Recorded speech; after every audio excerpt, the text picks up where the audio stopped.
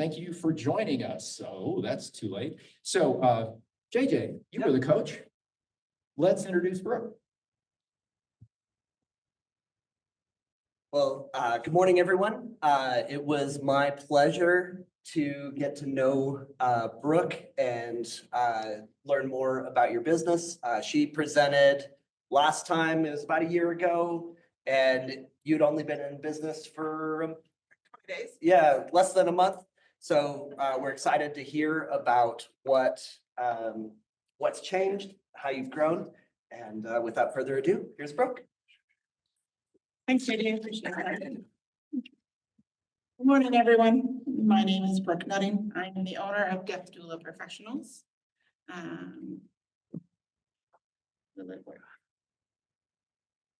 Thank you. You can go to that one.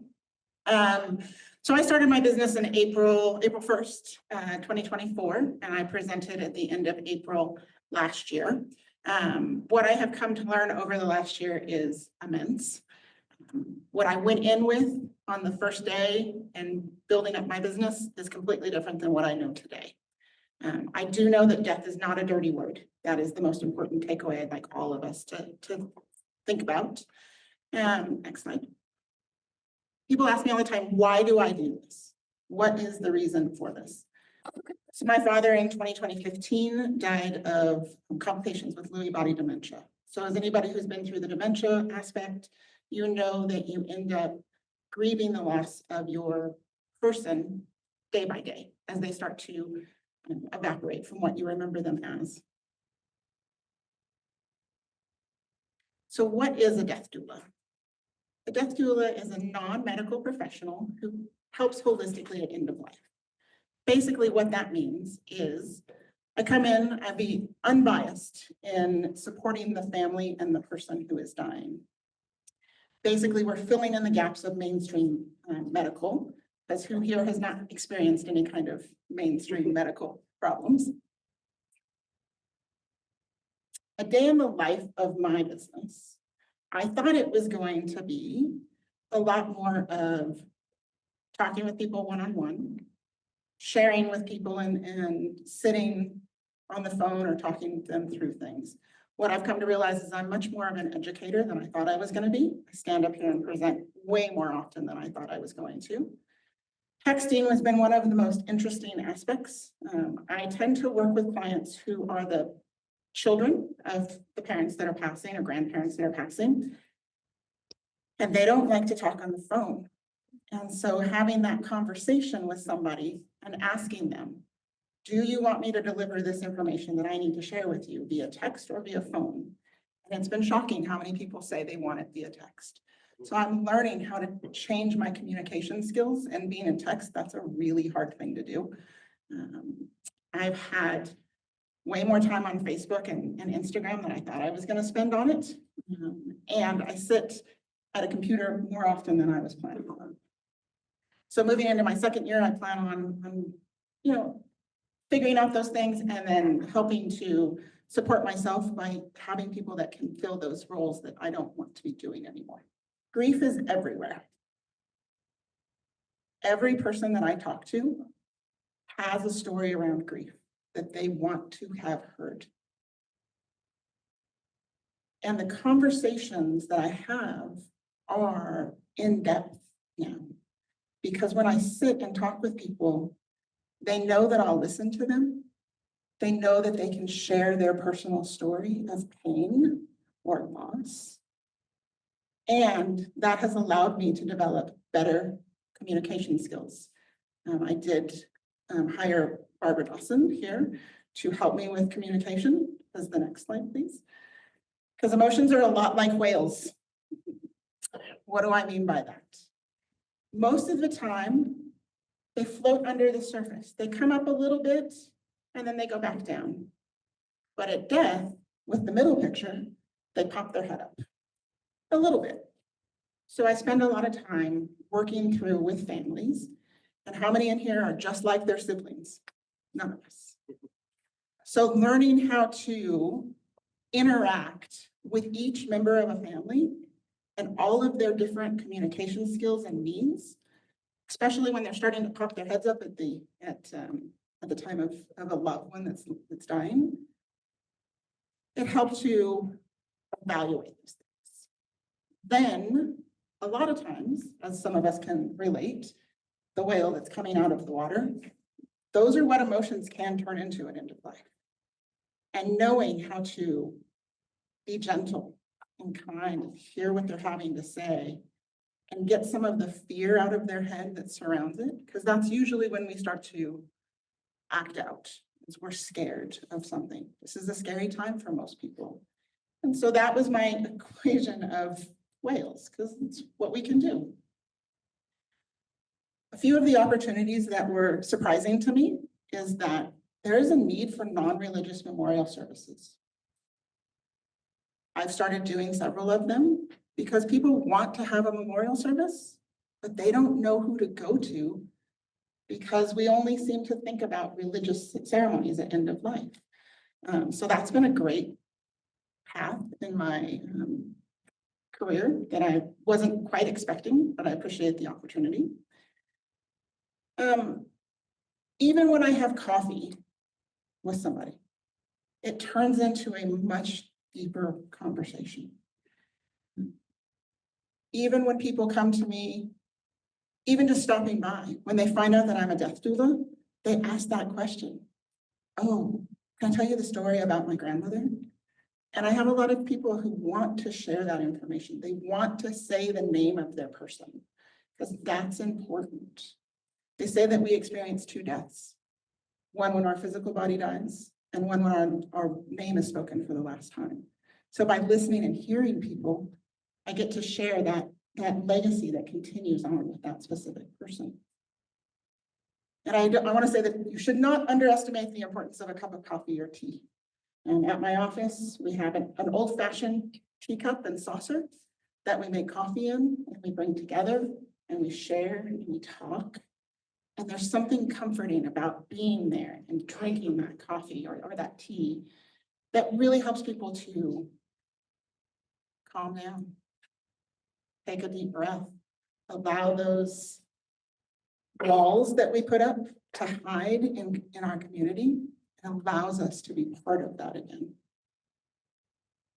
My challenges are that more clients lead to profitability. Nobody in this room finds that interesting or unexpected. A lot of us know that that is what we're looking for. So I'm looking for being more profitable. That is my goal for this year. I had pushed away my financial background. So I'm a CPA. I am a fraud investigator, fraud examiner. And I've kept those licenses for 20 plus years. I didn't understand why until I was sitting with somebody on their facing end of life. And they start asking these questions, and financial questions come up all the time. And I have this unique proposition of being able to be the analytical mind and the heart-centered person that they're looking for. So I am starting to embrace that. I was trying to push it away a little bit, but I think people need it. They want to be prepared financially for end of life. And it comes up even after somebody's dying, or somebody has died. What are we going to do? Mom's Social Security is gone now. Can we afford to stay in this house? What do we do? Those are opportunities that I think will become beneficial for me in the next year and moving forward. Because this is a newly emerging profession, I spend a lot of time of a death what? And then I explain what a doula is. I'm very fortunate that we have a support system here in Albuquerque and throughout New Mexico that helps us as death doulas. We are friends. We all have independent businesses, but we collaborate really, really well. That is something that's unusual in a field where it can feel like, well, you're a competitor to this person or that person. Yes, technically.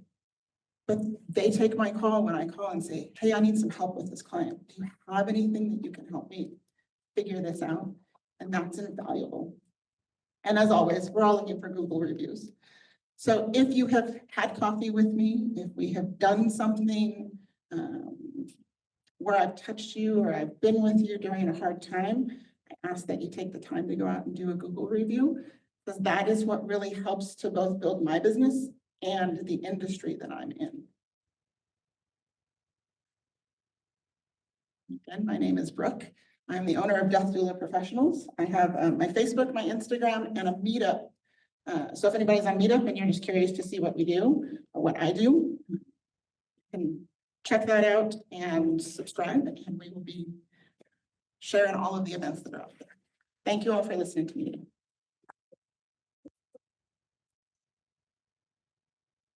All right, so thank you, lovely presentation. Thanks for sharing. As usual, we will open the floor up for questions. If you have a question, form a line right over here. Make sure that you point the microphone at your mouth so that we can hear, and let's have a great discussion. Brooke, great presentation. I'm Brian Steiner with Momentum Custom Software. So I thankfully don't have very much experience with death, but it seems like it could go quickly in like an accident or some violence or a long, prolonged practice. So how do you get paid? Like, is it a transaction? Is it a subscription? Is it, hourly? What's your revenue model? Thank you, I appreciate that. So I have been doing an hourly charge, is what I tend to do. Some of the financial aspects that are starting, that might be a package related. So for a 10-hour time frame, or depending on the complexity of your financial planning that you want to do, or just in general planning for end of life, because there's other aspects to it other than financial legacy projects. Yeah, that makes sense. I mean, as a software developer, we have some of the same considerations. And I've noticed that the hourly development clients, I just received an email. Hey, why did you spend some time on this report? We didn't ask you to do that. We had to do that in order to understand this other request. And if you just have people on a subscription or a fixed price, you can avoid a lot of those like running down the clock types of conversations. And one other thing about that is that because I'm hourly, clients can call me and have me come in, say at 9 o'clock at night when things are really getting hard. I can go in and sit with them for as many hours as they want. And they know what our price is, or what my price is. Hi, Brooke. Erin McQuaid-Wright with Vitalist Coaching. I really loved your presentation, and one of the things that came through so clearly was your energy. And science tells us that when we sit down across from someone with a warm cup of something in our hands, we are calmed by that and we feel a sense of trust with them. So I love that you're doing coffees with folks, teas with folks, and being intentional about that. And because I'm a nervous system geek, I hear in that nervous system co-regulation. So if you come in the room anxious and afraid, I'm going to pick up on that on a body level without even necessarily clocking it mentally.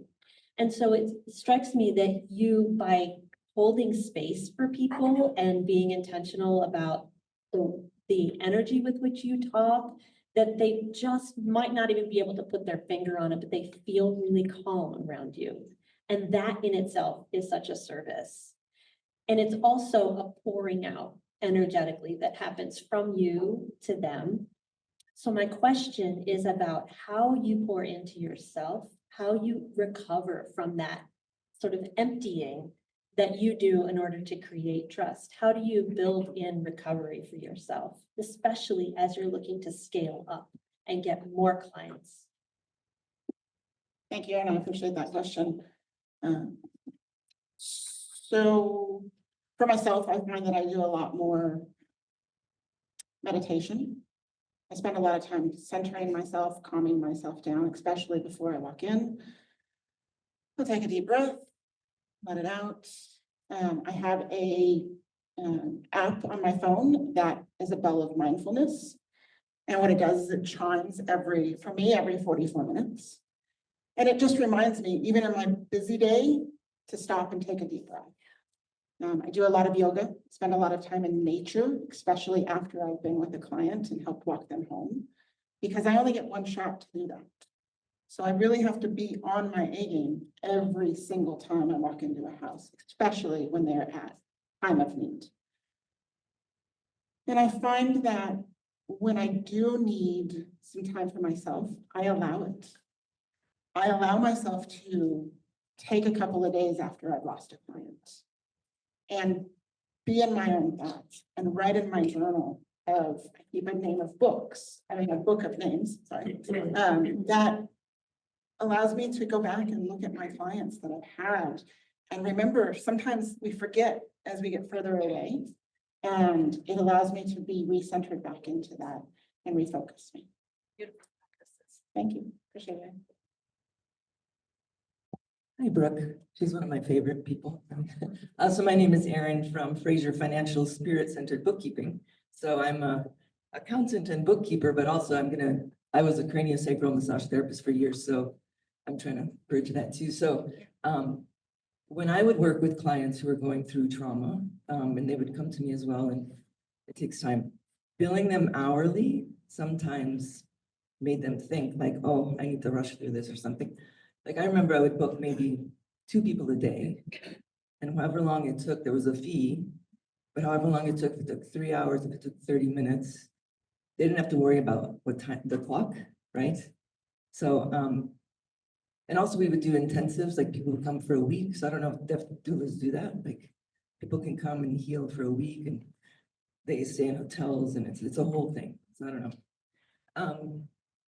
Also, you were saying like if you're sitting somewhere and you say you're a death doula and people just start talking to you, and like with me, right? People just start asking me about their books, right? So I give away lots of free time. How do you say at some point, okay, now we need to charge money? So was there one question in there or two, charging money, Yes, session-based Mhm. versus hourly, and then when. session versus hourly, and then when do I start charging? So I'm gonna start with the second question, because that's the one I'm struggling with the most. Right. Is that because people know what I do, and it's just being a human to sit and listen, it's a challenge to cut that off. And I would say I'm not doing great at it at the moment. I'm working on it. And sometimes I will leave. And it's that fine balance of saying like, I'm giving you some general advice versus I need to get paid for what I'm doing now. And it's the beginning of my business, and it's the beginning of an industry. So I do find myself taking extra time with people, because I do believe in the end, in 5 years, that's not gonna be something that I think back on and go, oh, I shouldn't have done that. So that's what I'm looking at. And then as far as packages versus hourly, I have played with both of them, and both of them get to a point where somebody feels like they're being cheated out of some time on things. Whether it's me with time or them with money, there's something that they feel uncomfortable with. And so I have gone back to just a straight hourly. Doesn't mean I'm not going to change to a package again. And I don't like to discount my services. What I do is really, really hard. There's a reason that when somebody says, my person is dying, everybody else leaves the room, and I tend to walk in. And so that is a service that I don't want to give up. Thank you, appreciate it. Hello, Miriam Ortiz-Pino with More Than Organized. I had questions and they all changed while I was standing there listening to you because you're good at this.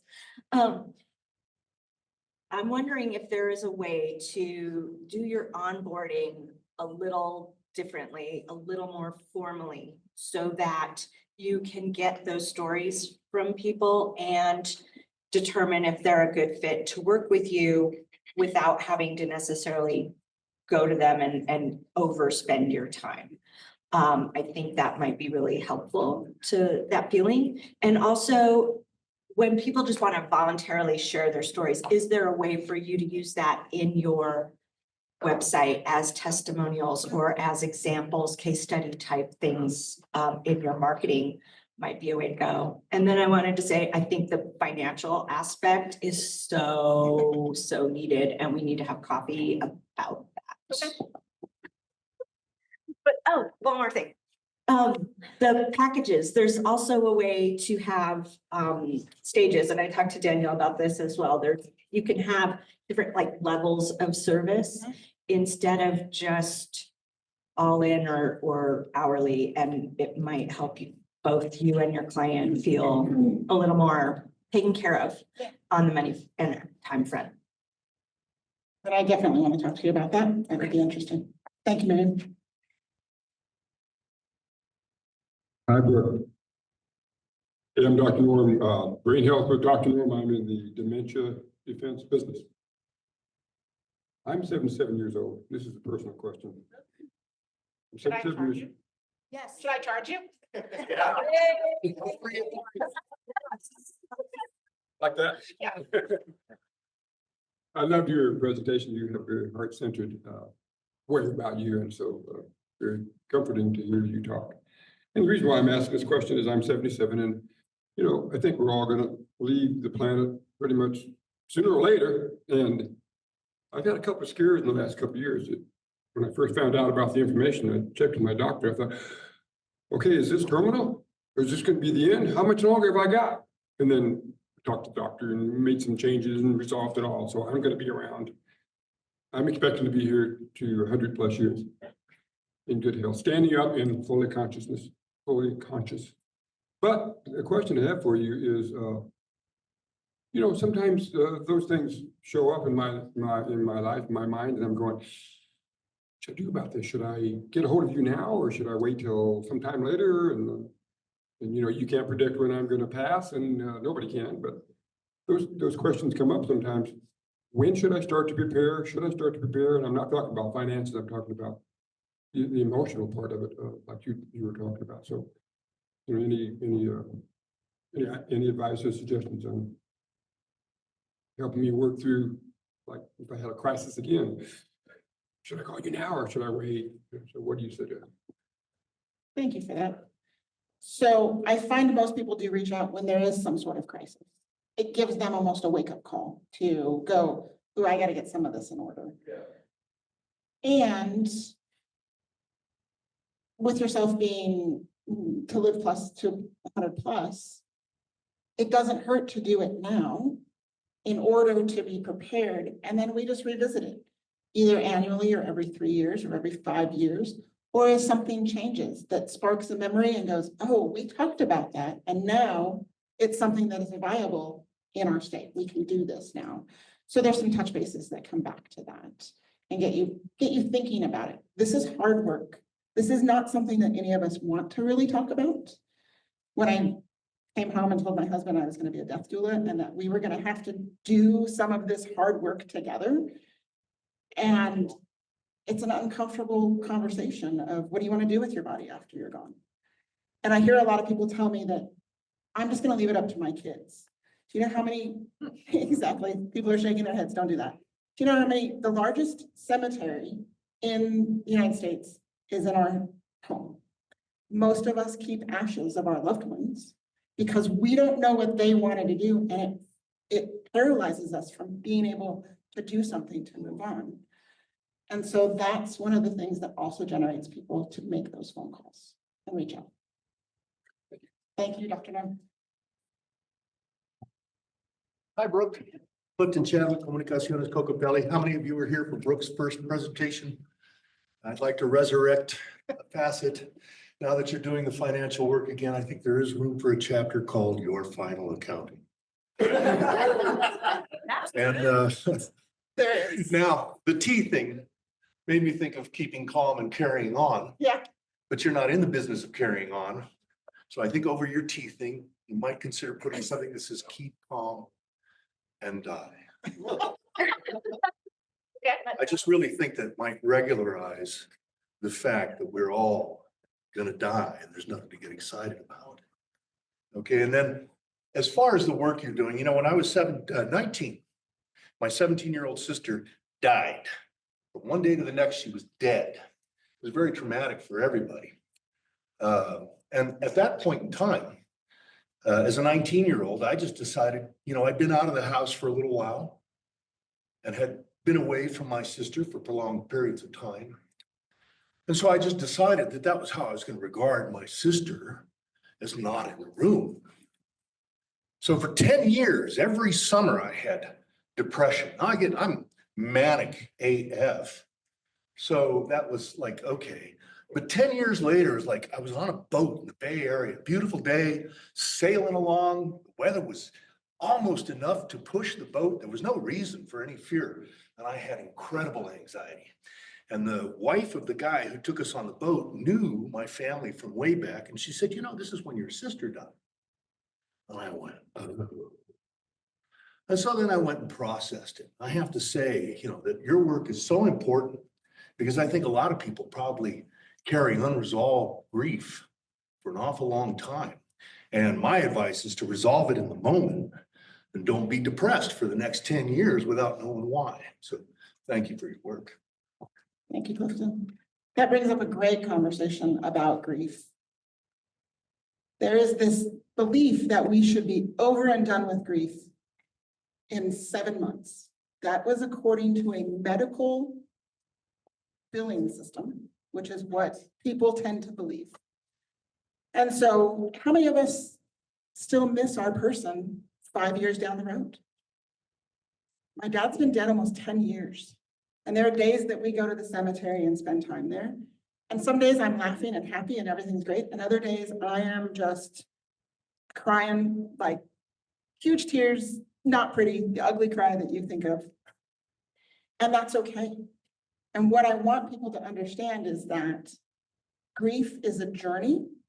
It was not something that I thought I would have a lot of conversation in as I put in my presentation. And one day I looked over and grief was sitting next to me with somebody who had anticipatory grief. They were losing their person and they were already upset about it. And I went, oh, grief and I are friends now. It is part of me. And it allows my soul and my heart to get bigger to encompass that grief. It stays the same, but I can move on with it. And grief is individualized, just like all of us. We all wear different clothes. We all have different hairstyles. We all show up differently. So don't let anybody tell you that your grief should be done in a specific time, because it isn't. It's gonna take time. And you just need to find the right person who can help you process through that. And being on the boat, Clifton, that might have been the time when it was like, okay, I'm ready now. I'm ready to talk about it. And so grief support is another thing that I've offered in my business. Good morning, Dr. Ward, Concierge Health and Wellness Massage Spa. First of all, I want to say thank you for what you do. Secondly, the world needs you. And thirdly, you can hear the passion no matter what tone of voice you're in, that this is a passion that you do. The next point I wanted to make, well, the next statement I wanted to make is to thank you, because my first time when I met her, I was visiting in here and I had a court case. I had to be a witness in, and she just tapped into the CPA advice, or she just gave me some information that worked. So while I was there, I was like, I heard your voice in the back of my head and I switched up. But the question is, for branding, education, and marketing, have you ever thought about publishing a small booklet? And I'm asking that because I used to consult and help people publish their books. And I still get calls every now and then, but KDP Publishing is not for everybody. I don't know if you've heard of KDP Publishing. It's connected to Amazon. They used to publish you to Barnes & Noble, Amazon, and another outlet I forgot. However, for strategic use, because they assign you an ISBN that belongs to Amazon. So if you publish a book, you want a Library of Congress ISBN, there's a difference. But simply just for publishing a small booklet, because you mentioned this is at the beginning of a bigger industry and growing. Have you ever thought about publishing a small booklet, or just compiling some of your experiences and sliding some education in there and just putting it up for free or online, or selling it for a small price to have out there for marketing and education purposes? Thank you, Kevin. Yes and no, the answer to that. There are some great booklets that are out there right now that I use in my practice, that I share with people that have been around for 10 plus years and nobody knows about them. And writing a book is scary. And that's something that's a little bit outside of my comfort zone right now. What I am finding is that I'm able to spend time sharing my story, being on video a little bit more, being on radio, talking more than just reading something more.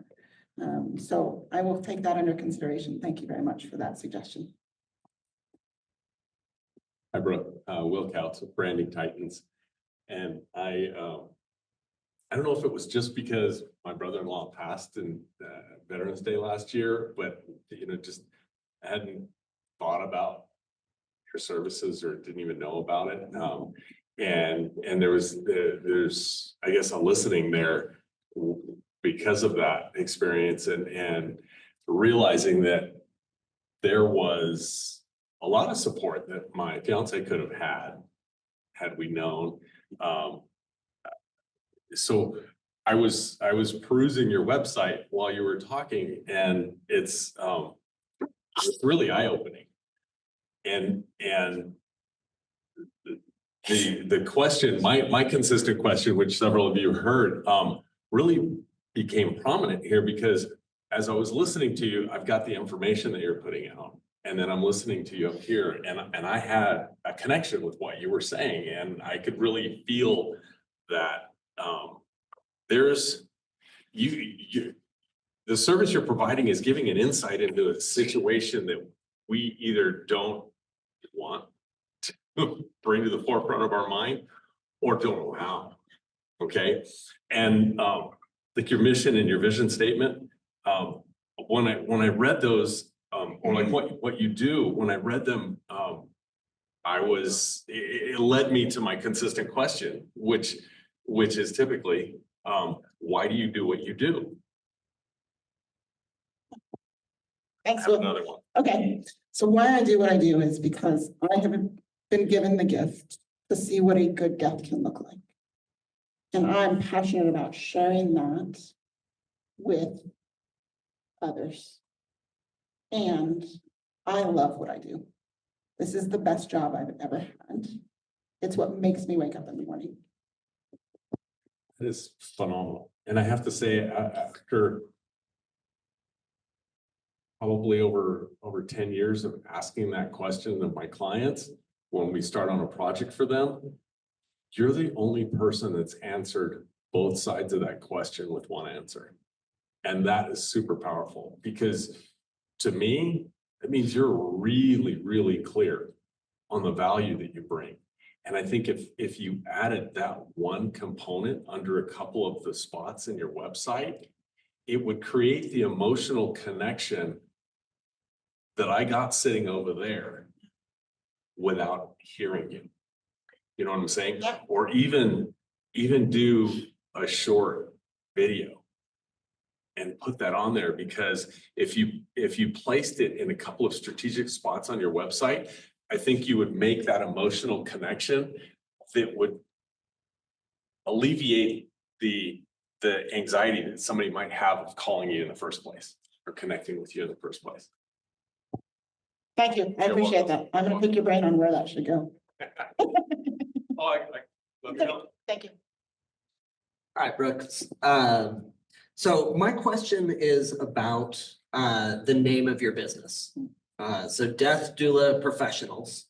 And you are the only employee of your business, Yep. right? Mhm. So I know many other death doulas, and I love hearing that you view their businesses as complementary to yours.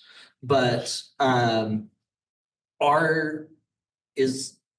guess the question I have is why is that professionals?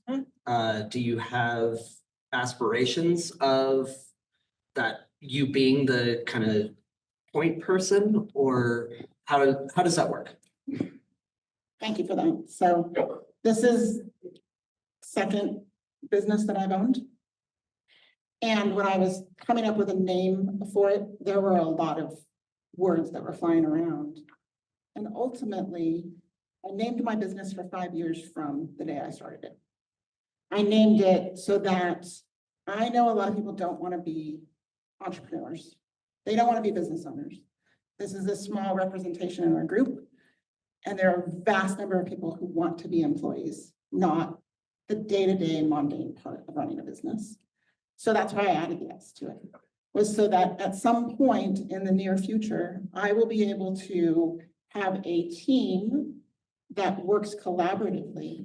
So when I get a phone call for somebody and go, oh, this is a good fit for person X or Y or Z, I can make those connections, or better yet, my administrative person who answers the phone can make those decisions and get the community served as much as possible. So yes, it's hard right now because there is a professional of one, and I am a professional. I have lots of lots of, what are they, letters behind my name. And I think in order to elevate what we do as death doulas, all of us, it helps to give that level of professionalism to it. Great. All right, so thank you for that. I'm gonna issue a last call. Any other questions? All right, well then we will get to our last two questions. Okay. First, what can this community do for you today? When somebody tells you that their person is dying, you now have a tool that you can pull out and say, here is a person for you to call. Here is somebody who can help you through this process. You don't have to do it alone. You can get support. Because the number one thing I hear mostly is, I wish I would have known about you when. And so now you can impact somebody's life through a change that is significant in a compassionate way. And then our second question, the New Mexico question, red or green? Green.